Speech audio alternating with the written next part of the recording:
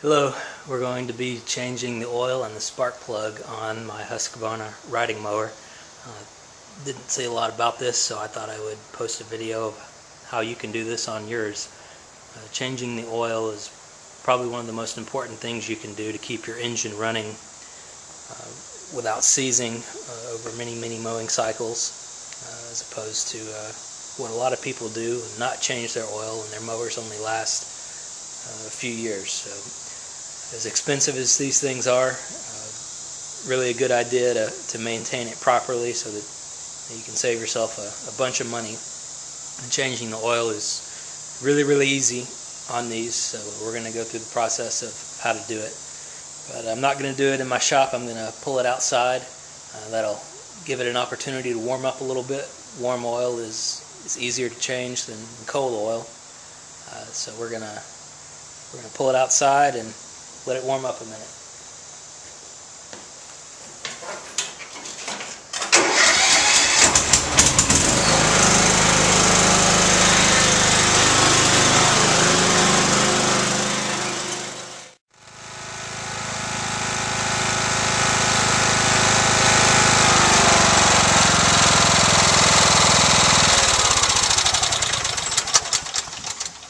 Be sure and throttle down your mower before turning it off. That'll help prevent backfires. Alright, first thing we're going to do is lift the hood. Now this is the oil drain right here. This mower came with a drain tube that fits over this opening here. We'll take the cap off, put the tube on it. And I just have this old bottle that contains about the same amount of oil that needs to be put back in this. This is an empty bottle. There's really not a place to put my oil drain pan, so I'm going to use this bottle here to catch the oil. So you just rotate.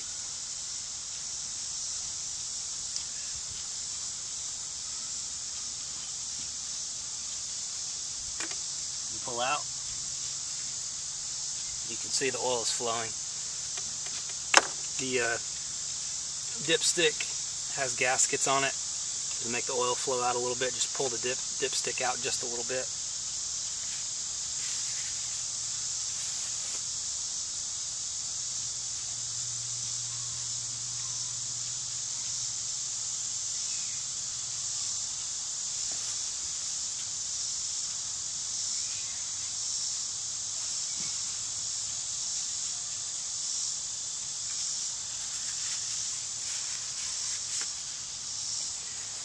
This is the reason I didn't want to do this in my shop.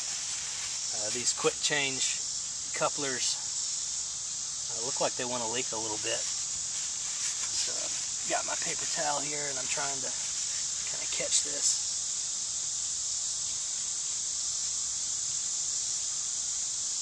Oil is draining though. Viscous oil flows easier than cold oil. So I ran the mower for a few minutes before I did this.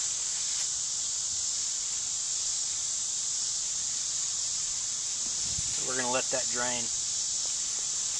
After this is done, we're going to change the filter as well. You can kind of see the filter right above it there. So there's my bottle. The spark plug. Why don't we look at changing it while the oil's draining? Looks like the spark plug, probably gonna have to get to the front of the engine to take off. Change.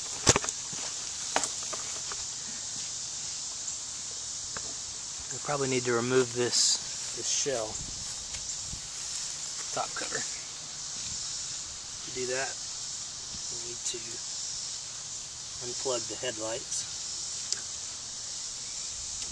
Step it off.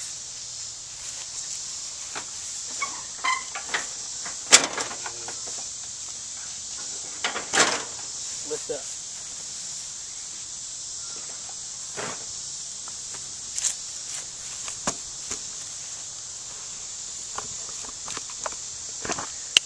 Now we can see the well for the spark plug. There it is. So let's get something to take that out. Wish we could see in that hole a little bit better. What I've got here is some hose pliers. I'm going to use these to get in here, grab a hold of the spark plug boot, and first thing I'm going to do is turn it a little bit.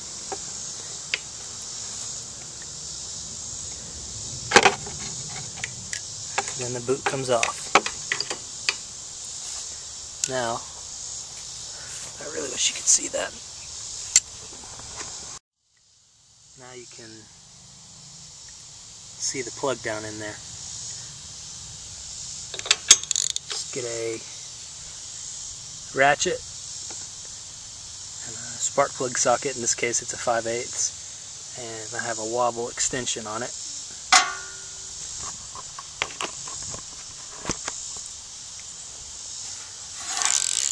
And I'm just going to unscrew it. Shouldn't be in there very tight at all. Once you have it broken loose, you can take your extension off, put it back on the plug, and then it should just unscrew by hand. Remember the mower is going to be warm because we had it running to do the oil change. Also, a hot engine actually helps with plug changes as well. So usually the plug would stay in the socket, but it kind of fell out. I'm going to use these pliers to come in and get it. I'm just going to kind of inspect the plug a little bit. I don't see an excessive amount of oil or fouling. It's just kind of normal for a plug that's been in there for about 2 years. So let's take this to the bench and prep the new plug.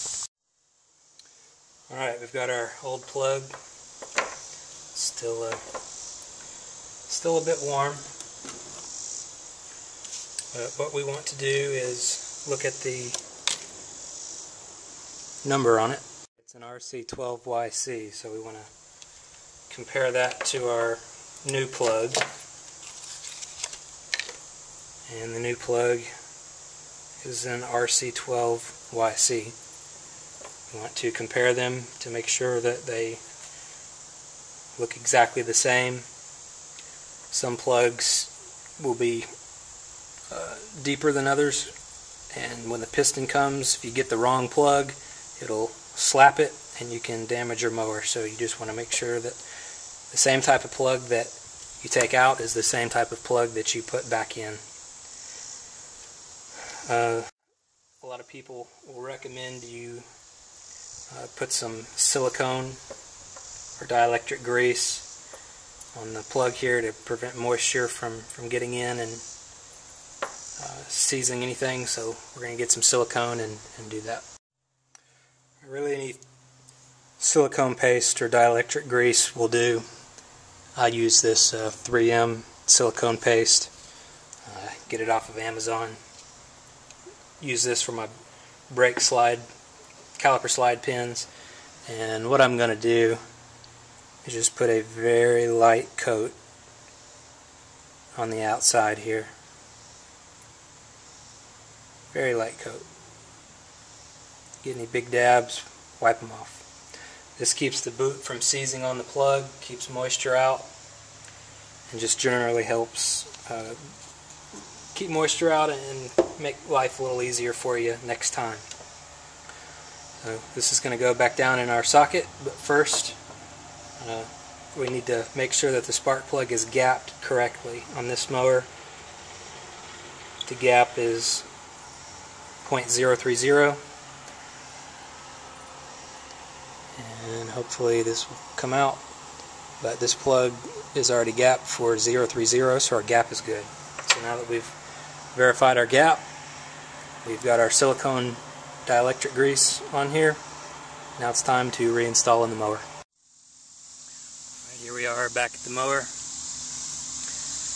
We are going to insert the plug into a spark plug socket. And the spark plug socket has this insert in here that will hold the ceramic portion of the plug in place so that when you hold it upside down it shouldn't fall out. Notice I don't have a ratchet on here right now. You always want to thread a plug by hand. Get it started by hand. That way if you feel any resistance at all, you stop.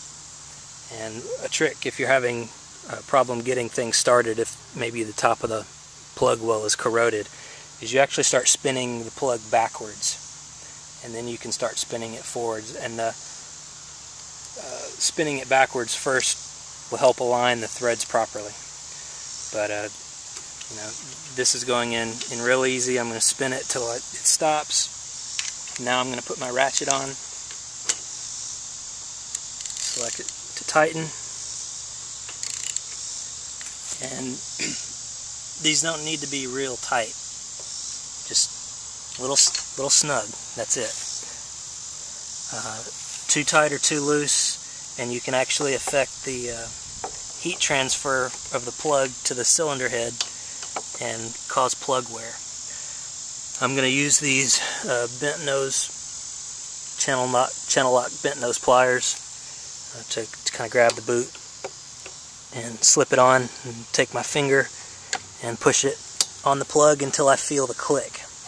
So I was just using these pliers to get it in position. It's a little bit easier to use these than my hose pliers that I used at first. But you want to push it on with your finger so you feel that click of the wiring inside capturing the electrode of the spark plug. And that's it. The plug's done. So now we just need to put the shell back on and reconnect the lights. Alright, I was going to go put the shell back on, and I noticed that one of the spade connectors inside this electrical connector is pulled out a little farther than the other one, and you can kind of push these. These are just friction fit inside of this connector, and when I first bought the mower I had some problems with the lights not turning on, because when I plugged this in, or when the factory plugged it in, it was just kind of pushing out instead of making good contact. So we're going to get a little bonus tip here. Let me get the shell put back on, and I'll show you how to connect that where it won't come loose. Put the shell back on. There's some tabs. The hood has to drop forward a little bit, and it'll catch. Close it partially and open it back up, and now the hood's back on. Let's see about these electrical connectors now. Alright, so I've pushed the electrical connector back in with my pocket screwdriver, and even though these are pushing up, you can see that this tab pushed out. So this one stayed in, this one pushes out. So I'm going to take my pocket screwdriver, actually because that's pushing out so much, first I'm going to take my needle nose pliers, get on either side of the wire, and try and push that as much as I can down in that socket while holding the bottom plug so it doesn't come out. Now that I can't get my needle nose pliers in, I'm going to take my pocket screwdriver, push on both sides until that is seated in properly. Now I'm going to look on this side of the plug. These two are even with each other, they're not pulling out, so that's done. So if you're having problems with your lights, you may give that a try. Now that we've got the plug changed and the hood back on and the lights fixed, we're going to check on the progress of our oil draining. It should be completely drained by now. There's no more oil flowing in the tube. As you can see, even though it's got the quick connect, there is a little bit of oil on the deck. mower's black and the oil is black, so you can't really tell in the video. Another reason, or the reason why I'm not doing this in the shop. So push in on the quick connect and rotate, and that closes it. Pull the tube out, shake it in the bottle a little bit, make sure there's nothing dripping, and put the cap back on. Make sure everything's nice and tight. This mower also has an oil filter. It's right there. We're going to show you how to change that next. Alright, for this next part, I'm going to put down some paper underneath the mower here.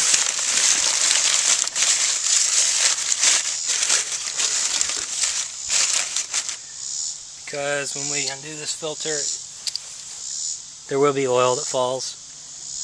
There's only a couple drops when you empty the crankcase. Wasn't really worried about the grass. I mean, I don't even know that any got on the grass there, but oil will definitely get on the floor when you go to remove this filter, so you want to have something underneath it. I have just this oil filter wrench. It only works to remove filters. If you try and turn it the other way, it expands. It's to keep people from using these to put filters on. They only need to be hand tight. So we're gonna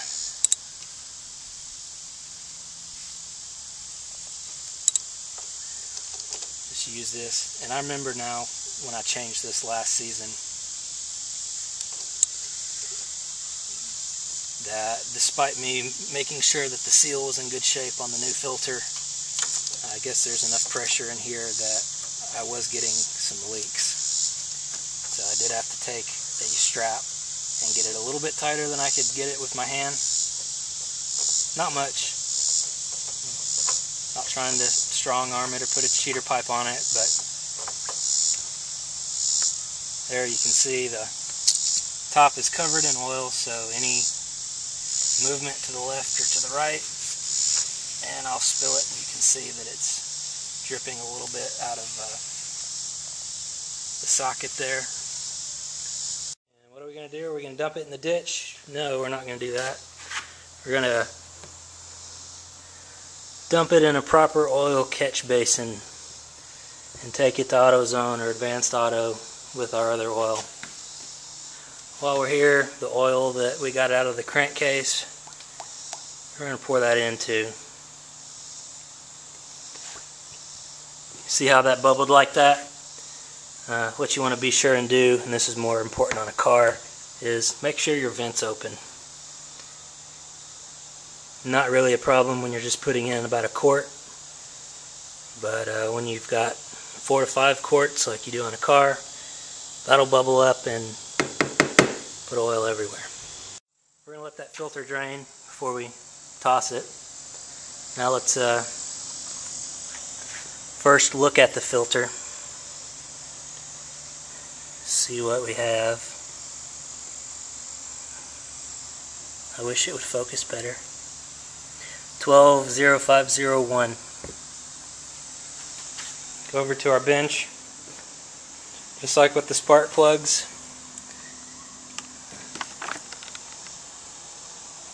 Just make sure that's exactly what we have. 120501.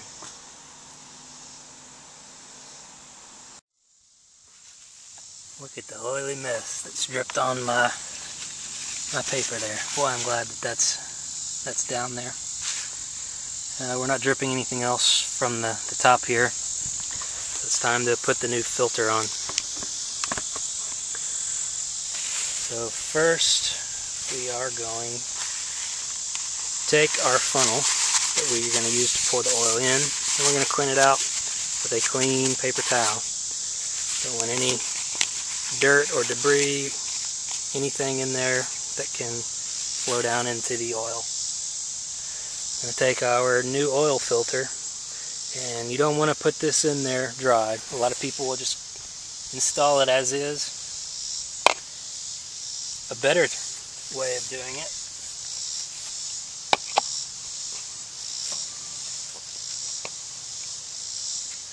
is to preload your filter with some oil. Make sure I get this in the shot here. Just want to fill the filter up with oil. And this process can take a couple minutes, especially on a car. You should do this on a car too. As the oil kind of backflows into the filter media, the oil level will change, and you shake it around a little bit, you'll see air bubbles that come out. You just want to get this thing full of oil.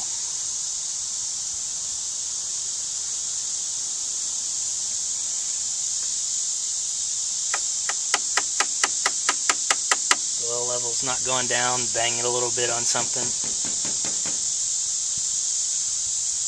You'll see more air bubbles coming up.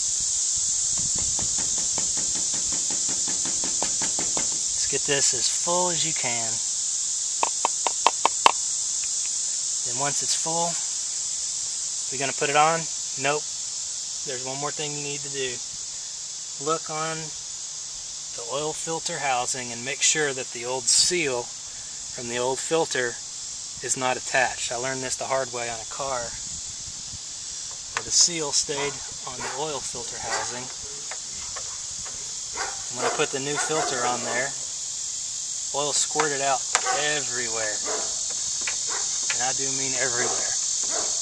And of course it was on a concrete driveway, made a humongous mess. So just be sure that that old seal isn't on there. Now that's about as tight as I can get it with my bare hands. Hopefully that's enough. Last time I had a little bit of a leak, so I may have to come back with a different wrench. But now we're gonna actually fill our oil up.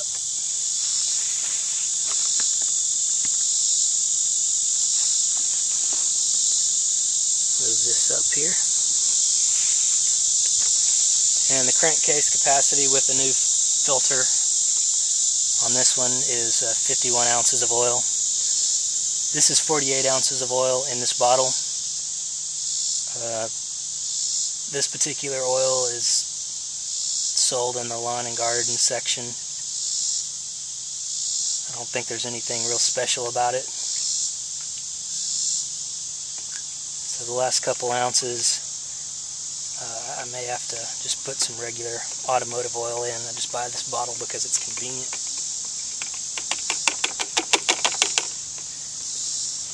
By preloading your filter with oil, you also take into account that some of the oil in the crankcase is going to go into the filter. And so if you pour your oil in and you take an oil measurement, like we're about to do, you don't get a false reading indicating that you're full when really you're not full, because you've not loaded your oil filter.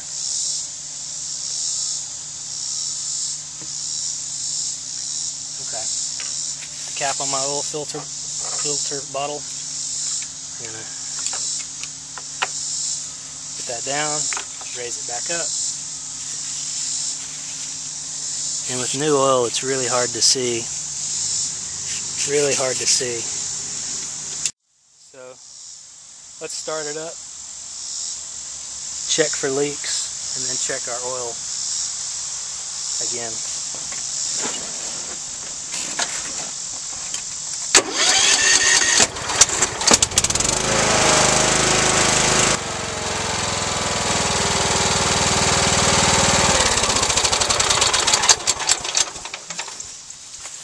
No oil squirting out anywhere. It's always a good sign. Just wiping up, making sure everything's wiped up from where I took it out. I don't see any drips from around the oil filter housing. I'll just be sure to wipe that up good, so if anything develops, I'll know it's fresh. see if we can check the oil. When you drain the crankcase, you're not going to get 100% out of it. Maybe there's enough to color it, enough that you can check it. It looks to me it's right over the F. So maybe that's why those bottles are 48 ounces. You're still going to have a little bit in the crankcase, you're just never going to get all of it out. So even though it says 51 ounces with the new filter, put 48 in, and looks like it's just right. Well, the bottle that the oil came in is just a hair shorter than this other bottle that I used to collect the oil. That's why I saved this. It's just a bottle of motor flush. But you saw the other part of the video, the drain tube was just barely inside of this. So try and find you a bottle that you can set flat on the ground, have your tube on, and you not have to support it on anything where it can fall over. Be sure and buy a good quality OEM filter. I did stick with the Champion plug. There's some special ones out there and some off-brand that are replacements, and this plug was only, I think, $3. Kind of have the same philosophy as I do on cars. Use the plug that the engine was designed for. The specs call for a Champion RC12YC, so that's what I put in it. The old plug looks good. I probably could have cleaned this up and got some more life out of it, but these are so cheap, you know, why? Other tools I used in this video was a pocket screwdriver. Not necessary if you have good connectors on your lights and they don't fall apart on you. I used some bent nose pliers. I used a pair of hose pliers to grab the spark plug boot. I like this because when you get the boot and trying to get it off, you can close around it and do some twisting without fear of using something like this that'll crush it potentially. So I like to use hose pliers on spark plug boots. I used a ratchet with an extension and a 5/8 spark plug socket, the kind with the insert that protects the insulator. This is one of my nicer ratchets. It's a snap-on. I don't like to get oil and junk all over it, so to get the oil filter off, I used one that I don't like quite as much, an extension, and one of these oil filter sockets. You can get these at any auto parts store for about $7. They're not expensive at all. They help on jobs like this as well as doing oil changes on your car. Proper type and quantity of oil. You also need a spark plug gapper. Check your owner's manual for the proper gap on the spark plug. And my mower came with this tube.